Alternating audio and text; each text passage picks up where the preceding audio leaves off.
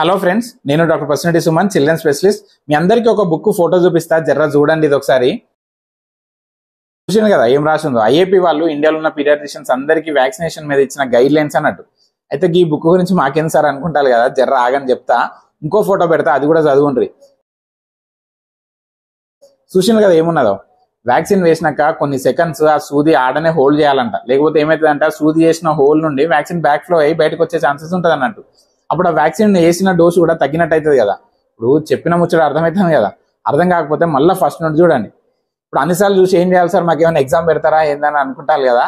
ఇప్పుడు అసలు ముచ్చట్లకు వస్తానా, కొంతమంది పీడియాట్రిషియన్లు ఈ ఇన్స్టాగ్రామ్ లా ఆ వ్యాక్సిన్లు గుచ్చి ఆ సూది ఇసిరేసి ఫేమస్ అవుతారు కదా.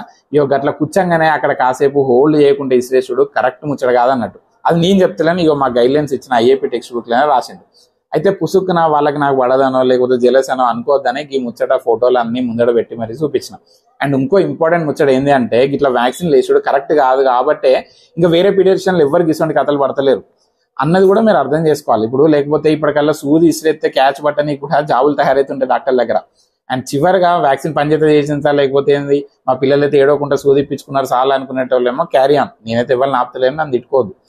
ఎప్పటి నుండో మీరు కూడా గిట్లనే వ్యాక్సిన్ లేసి వీడియో పెట్టాను సార్ అని అడుగుతారు కదా. ఇక వాళ్ళకి జర క్లారిటీ ఇద్దాము, జర ఎడ్యుకేట్ చేద్దామని ఈ వీడియో చేసిన అన్నట్టు. Thanks for watching.